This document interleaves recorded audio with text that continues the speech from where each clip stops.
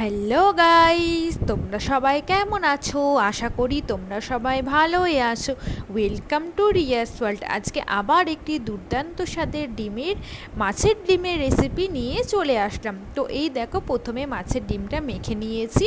এরপর এর মধ্যে লবণ আর হলুদটা দিয়ে দিয়ে ভালো করে আবারও মাছের ডিমটা আমি এখানে মেখে নেব। দেখো বন্ধুরা, তারপর দেখো বন্ধুরা, এখানে আমি কড়াইয়ের মধ্যে তেল গরম করতে বসিয়ে দিয়েছি। তেলটা একটু ভালো মতো গরম হওয়ার পর তারপর দেখো আমি মাছের ডিমটা দিয়ে দিয়েছি। তো তারপর এই দেখো বন্ধুরা, দেখতেই পাচ্ছ মাছের ডিমটা আমার এবারে ভাজা ভাজা হয়ে যাচ্ছে। তো মাছের ডিমটা যেইগুলো মানে ভিতরটা তো ভালো করে ভাজা ভাজা হয় না, তো সেই জন্য আমি ভালো মতো একটু খুন্তির সাহায্যে ভেজে নিচ্ছি। আর এইদিকে কড়াইয়ে আবার তেল বসে গেছে। আর এই দেখো মাছের ডিমগুলো নিয়ে নেওয়া হয়েছে উঠিয়ে ভাজার পর। আর কড়াইয়ের তেলের মধ্যে এখানে আমি শুকনো লঙ্কা আর পাঁচফোড়ন দিয়ে দিলাম। আর দেখতেই পাচ্ছ পেঁয়াজও দিয়ে দিয়েছি। আর পেঁয়াজগুলো দেখতেই পাচ্ছ আমি লম্বা লম্বা সরু সরু করে পেঁয়াজগুলো বেশ ভালো করে কেটে নিয়েছি, মোটা মোটা করে কাটিনি। এবার পেঁয়াজটা আমি কিছুক্ষণ ভালো মতো করে ভেজে নেব। তারপর দেখো বন্ধুরা, পেঁয়াজের মধ্যে আমি আবার একটু লবণ আর একটু হলুদ দিয়ে দিলাম, ভালো করে যাতে ভাজা হয়ে যায়। তো সেই জন্য এটাকে আবার বেশ কিছুক্ষণ মতোই ভেজে নেব। তো দেখো বন্ধুরা, তারপর আমি এখানে বাটা মশলা দিয়ে দিয়েছিলাম, আদা বাটা আর তোমার হচ্ছে কাঁচা লঙ্কা বাটা। আর তার মধ্যে এরপর আবার দেখো গুঁড়ো মশলাও দিয়ে দিলাম, ধনে গুঁড়ো দিয়ে দিয়েছি, জিরে গুঁড়ো দিয়ে দিয়েছি, আর তোমার একটু কাশ্মীরি রেড চিলি পাউডারটাও আমি এখানে দিয়ে দিয়েছি। তো মোটামুটি সব কিছু মশলাই আমার এখানে দিয়ে দেওয়া হয়ে গেছে।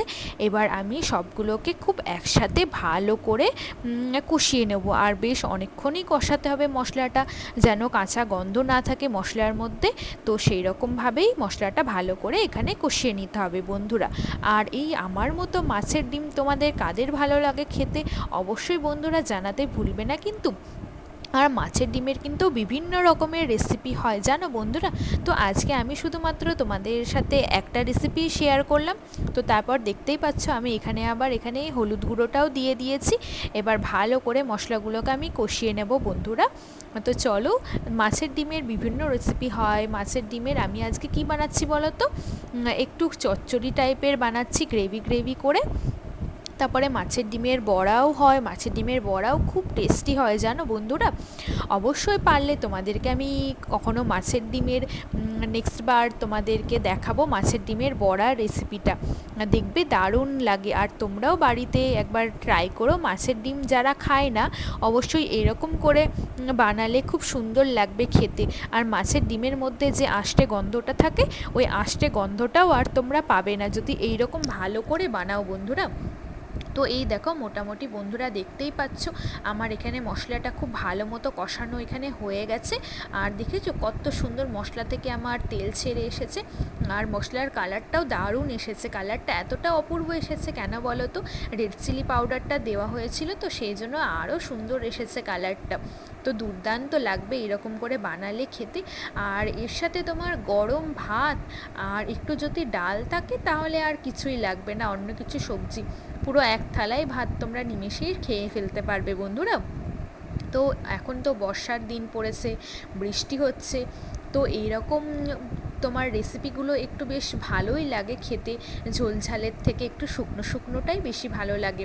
চারিদিকেই বৃষ্টি হচ্ছে, আমাদের এই দিকেও জানো বন্ধুরা প্রচণ্ড বৃষ্টি হচ্ছে। তোমাদের ওই দিকে কি বৃষ্টি হচ্ছে তোমরাও সেটা জানাতে ভুলবে না কিন্তু, আমার সাথে অবশ্যই শেয়ার করো বন্ধুরা। আর আমি তো তোমাদের সাথে খুঁটিনাটি সব কিছুই শেয়ার করে থাকি, হয়তো কোনো ভিডিওর মাধ্যমে বা রেসিপির ভিডিওর মাধ্যমে, সবভাবেই শেয়ার করি।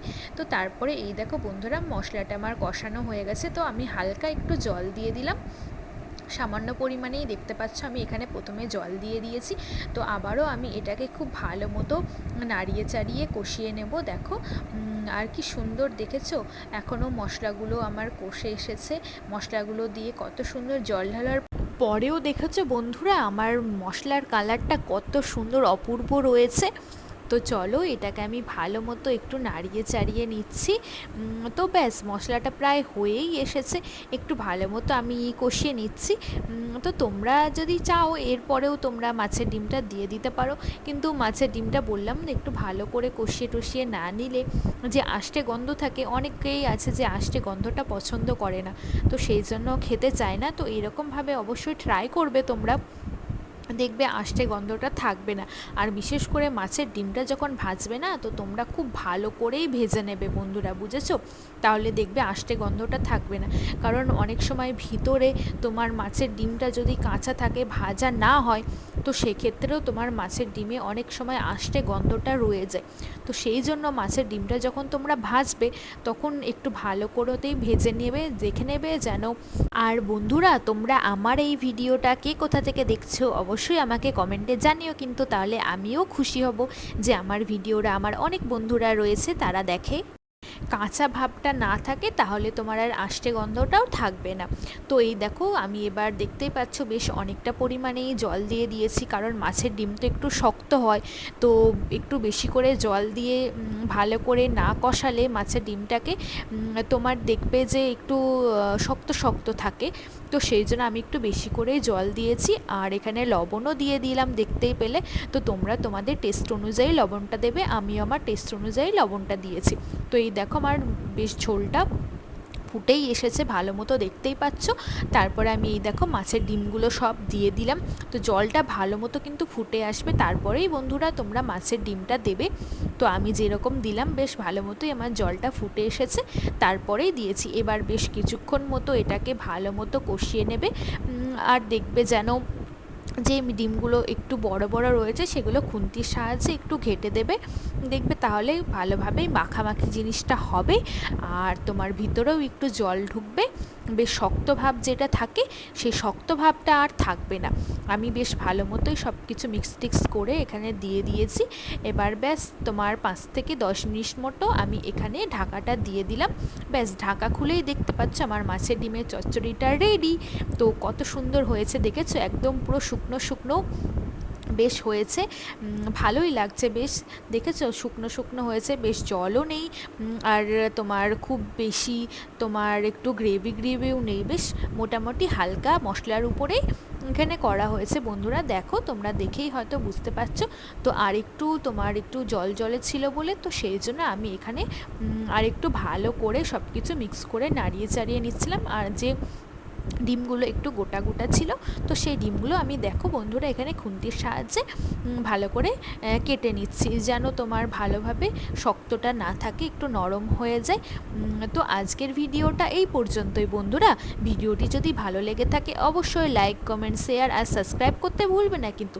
আর আমার চ্যানেলে যে সকল নতুন বন্ধুরা এখনও চ্যানেলটিকে সাবস্ক্রাইব করনি, অবশ্যই চ্যানেলটিকে সাবস্ক্রাইব করে আমার পাশে থেকো, আর নোটিফিকেশানটা অলওয়েজ অন করে রেখো আমার নিত্য নতুন এই রেসিপির ভিডিওগুলো দেখার জন্য।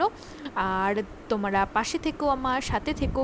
তো সবাই অনেক বেশি বেশি ভালো থেকো, সুস্থ থেকো, টাটা।